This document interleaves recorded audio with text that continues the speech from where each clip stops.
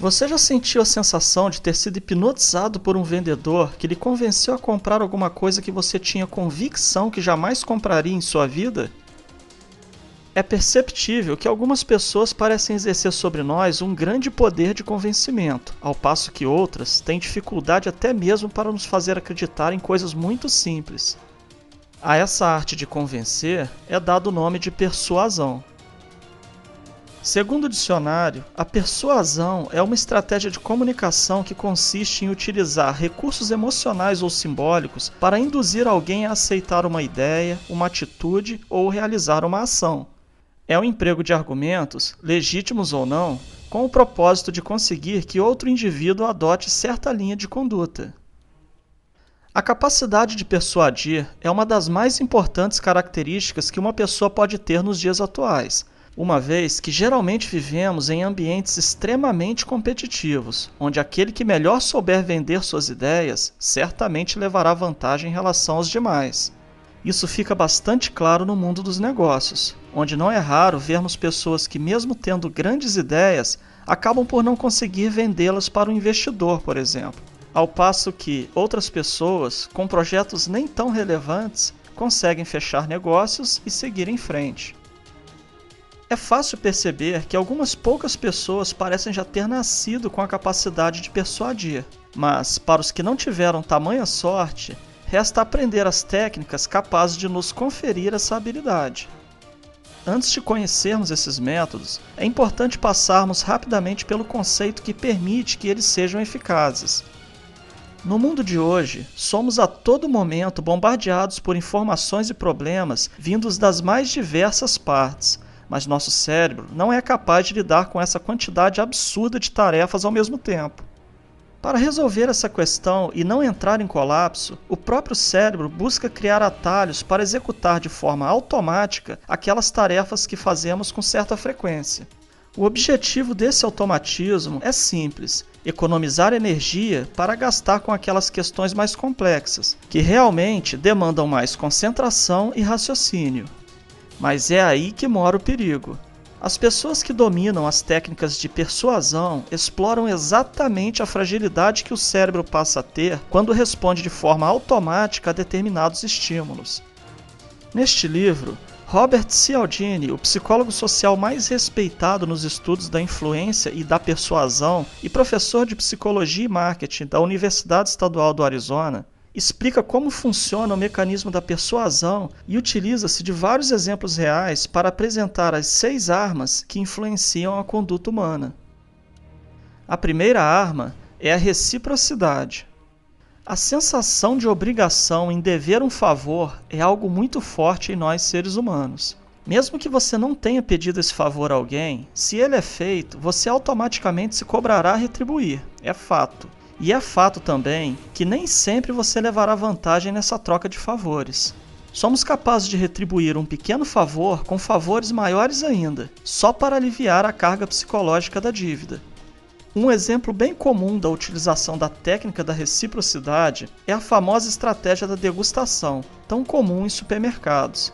As empresas sabem que, ao treinar seus promotores de venda para oferecerem uma amostra dos produtos aos clientes, aumentam significativamente as chances desses produtos serem vendidos, visto que a pessoa sente-se inconscientemente obrigada a retribuir o favor para não se sentir uma espécie de aproveitador, que só degustou o produto porque não precisava pagar.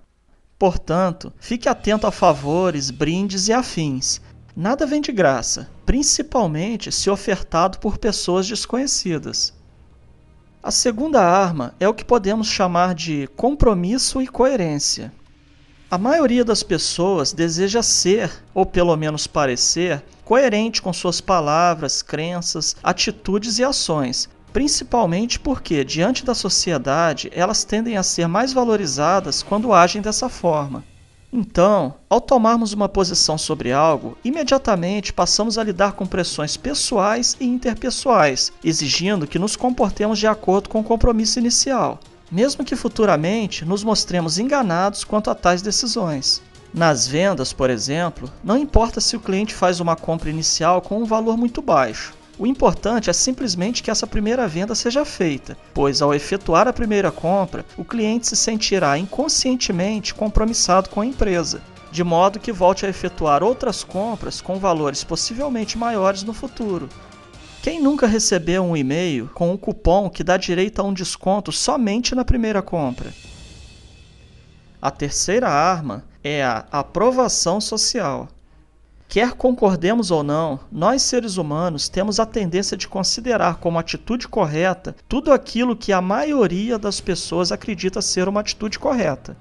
De uma forma mais direta, podemos dizer que o que fazemos é literalmente imitar o que a maioria está fazendo. É como se pensássemos, bom, se todo mundo está fazendo isso, é porque é o melhor a se fazer. Lembre-se, por mais forte que seja sua personalidade, esse tipo de comportamento é inconsciente e acaba por ocorrer de forma automática, sem que você tenha um efetivo controle sobre ele. Veja, por exemplo, o que ocorre no chamado efeito manada. Basta que uma pessoa em meio à multidão finja estar em apuros e comece a correr, e todos passam também a correr. Ou seja, mesmo sendo um alarme falso, você tende a acreditar que realmente existe um perigo, uma vez que uma grande quantidade de pessoas está correndo. É comum você ouvir vendedores dizendo que muita gente está comprando o produto que ele vende. Ao fazer isso, ele está tentando usar a arma da aprovação social, ou seja, ele quer despertar em você o desejo de comprar, o fazendo pensar que um grande número de pessoas se interessa pelo produto que ele vende. A quarta arma é a afeição. As pessoas bem apessoadas, bonitas, simpáticas, são mais persuasivas e recebem a ajuda de outras pessoas com mais frequência.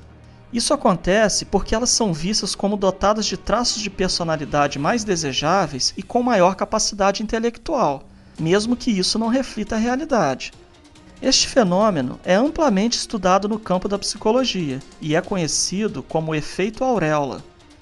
É esse efeito que faz com que você tenha a falsa impressão de que uma pessoa, por ser mais bonita, por exemplo, é também mais inteligente e agradável que outras pessoas, quando na verdade não há qualquer relação de causa e efeito entre beleza e inteligência.